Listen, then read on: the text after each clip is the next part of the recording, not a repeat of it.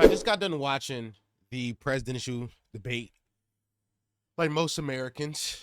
And I just wanted to give my thoughts on it. I'm not the most politically inclined. That's not true. Like I pay attention. I listen to NPR. I watch this on live streams. I read articles. Do I understand half of what's going on? No. But can I bullshit my way through a conversation with somebody who's less smart than me? Yes. And that's what I'm gonna do right now. So I watched it, right? And my main takeaway from the debate was that Kamala walked in with a game plan, and her game plan was just to make Trump look as bad as possible. Like I don't a lot of the rhetoric on the time was a lot of rhetoric on the timeline was, yo, Trump's not answering anything. Trump's not answering anything. And he wasn't. But also Kamala wasn't answering the questions neither. And to be fair, she didn't have to. I don't think her game plan was to out debate him. I think her game plan was to be like, show you how crazy this fucking man is, and then present herself as just this calm option. And if that was the game plan, it worked flawlessly. Trump was up there just like the the fun thing about Trump is like Trump is an awful politician in his policies, the ones that he had, because he said he had a framework for policies, not no real ones. But the policies he do have is really dangerous to poor people and black and brown people all around, and women. But just to listen to him talk, guys, the guy is entertaining. I've been on the ledge. I've been on the side of, we just need to create like a faux government and put him in charge of it, just so that he feels like he has power, just so we can still get Trump rants every now and then. Even though I know that the Republican Party is stuck with Trump until he dies. Like, he's going to keep running, and he's going to win every primary, and he's going to be the candidate every year until he dies. That's just what it is for the Republican Party. There is no turning back on that now. That's what you stuck with. But the guy is like entertaining to listen to. Yo, the niggas, like, we all know the big quotes. This nigga said, yo, they eating dogs and cats in Springfield, Ohio. Which, that was like a meme floating around the timeline that one person reported on it. One person said it, and then JD Vance was like spreading it as gospel, and then all the Trumpies picked it up. Never in my wildest dreams did I think that, like, this is the NFC Championship game. Nigga pulled up to the NC Championship game and ran a flea flicker in the fourth quarter, down 17. Why'd he run that play? Why'd he get up there and tell us that they're fucking eating dogs and cats? They're eating house pets in Springfield, Ohio? I don't know. I do know why. Trump whole game is just fear mongering. That's his whole sauce. His sauce is just to make his base of middle American whites. And when I mean middle American whites, I don't really mean middle America. I'm a coastal elitist. I'm from Philly. So I don't everybody who is not from a big city is middle America. That's how coastal elitists view you fucks. Sorry to tell you that. But to make those middle America whites just afraid of shit. Just afraid, and it works. He At some point, he just said, like, my favorite Republican Mad Lib ever. This nigga said, they're giving transgender operations to illegal aliens in prison. What a sentence that is. What a sentence, brother. Like, even if you could be the dumbest person, by the way, I'm about to say something that's not true, but you could be the dumbest person alive, and you could know it's no way that's happening. I just lied. That's a lie, because there for sure people who are Trumpies who heard that was like, nah, that's happening. I heard it on the news. Charlie Kirk said it. And for sure that happened. At some point when they fact checked him, which is my favorite thing. Trump at his rallies when he getting this shit off is a different nigga when he got somebody there fact checking him. Whatever. But one of my favorite things was um when he brought up the dogs and cats inside Ohio, the Haitians eating the dogs and cats, the fact checker was like, "There's been no real reports of that actually happened. We've done our research. That's not real." He was like, "What? I saw it on TV. It got to be true." For the guy who coined the phrase fake news, he sure as hell cannot tell what's real news and what's fake news.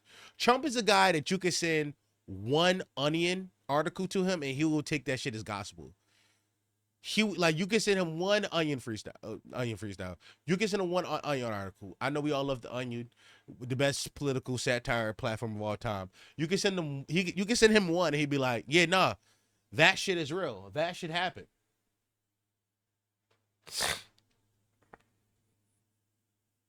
It was it was a sight to see. It was a sight to see. I wanna be positive coming out of that debate. I want to be positive. The positive I want to take is that I want to believe that Kamala officially swayed all of the moderates who were sitting in the middle.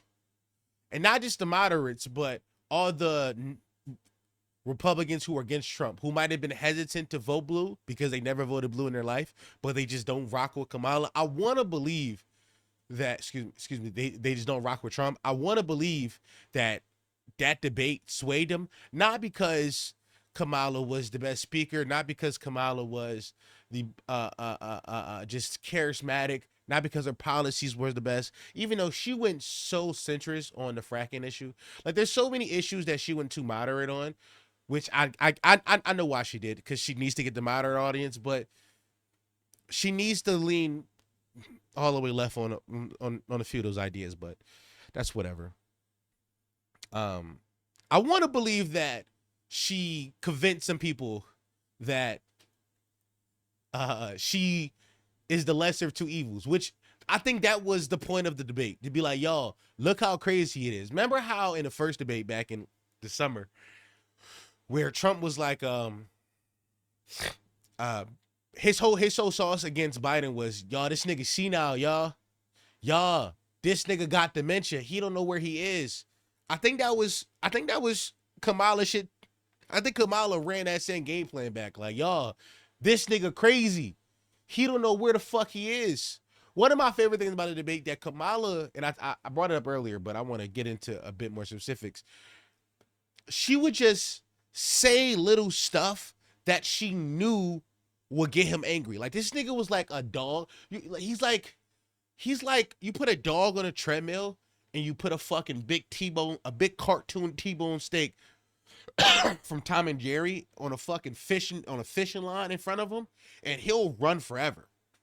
He'll run forever thinking he can get that T-bone steak. That was Trump whenever Kamala gave him bait. Like multiple times. At some point, she brought up Charlottesville, and he bit on that. At some point, she just said, "Yo, all the war leaders think you pussy." That's not what she said, but that's basically what she said. She said, "All the war leaders think you a bitch, nigga." And he was like, "Who think I'm a bitch? Who? Who said that?" They said I run shit. That's what they said about me, actually. They said I run shit. Like, they said ain't nobody ever run shit the way I ran shit before. Like, he couldn't help himself. He could not help himself. He couldn't. Come on. It was masterful. It was masterful. It was masterful. Do I think this moves the needle? I like to believe it does. I like to believe that this is something, what the election is like 50 some days away. I think that this swayed a lot more people, but also you cannot discount all the young men who are going red, right? I don't know if you guys heard about this red wave that's impending that they've been talking about forever, but now it's seeming a bit real because Trump has been leaning into more no. So the Dems haven't catered to men at all, which they shouldn't. Like the main debate topic this election has been reproductive rights for women, as it should be. But some men who are very selfish can't see outside of themselves and is like, yo, none of the messaging is for me. Okay, it's a reason why none of the messaging is for you. But because of that, they've been leaning more red this election. some people I listen to NPR and shit like that, they like, yo, that could swing it. I don't know if that actually does swing it. I don't know if, to be honest, I don't think young men vote enough. And that is anecdotal evidence because none of my niggas vote. Me and none of my niggas vote. I'm gonna keep it to being. I have not voted since 2016. I'm probably not gonna vote in this election. Not because I don't care about politics. I care deeply. I love watching this shit. I just don't feel like participating in the process. It's too much. It's too hard. Which means I gotta wake up at 8 and go to a church that's stinky and funky with somebody's grandma working at. I don't want to do that. Whatever happens, happens. It is what it is, and it was what it was. It's not gonna affect me no way, no how, for real, for real. You know what I mean? Which, you know, that is the selfish attitude we talk about in young men, which is how we got reproductive rights taken away. I know. It's not lost to me. The irony isn't lost to me. I get it. I'm a selfish fuck, but sometimes niggas is selfish. Whatever. To wrap this video up, I don't want to go too long. I just want to give my quick thoughts. Just put a video out on this because algorithm purposes. I think that Trump is fucking insane, and I hope that this was the wake up call that the Americans in the middle needed to see that this nigga is insane. Like the magic is gone.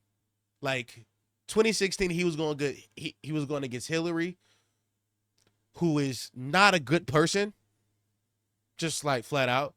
In 2020, he went against Biden, and we chose Biden because Biden was the lesser two evils. But it was like none of us actually wanted to vote. I didn't vote, but none of us actually wanted to vote for Biden. It was like a here nigga damn type vote. It was like, all right, I guess we gotta get this nigga out of here. Now there's real energy behind Kamala, and I think this pushes her into November. But I just want to say this real fast. I saw a tweet floating around that Trump was on Truth Social, talking about he won the election because he saw one Twitter poll that said he did. Yo, that nigga is so cooked. That nigga is so cooked. This nigga using Twitter polls. Twitter, the place where, we all know is so bipartisan and always calls down the middle. Always calls down the middle. That place is what happened. Whatever. I hope you like this video. Tomorrow I'll be back talking about rap and shit like that. I might post a funny video.